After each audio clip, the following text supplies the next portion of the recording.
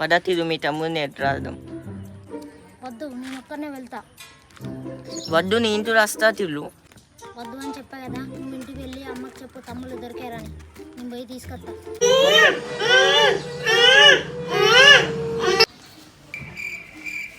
ఇద్దరికి ఒకసారి వస్తాం రా.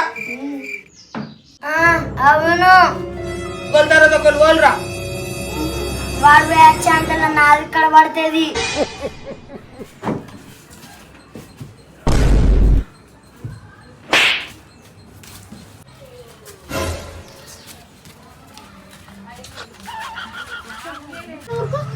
ఏంట్రా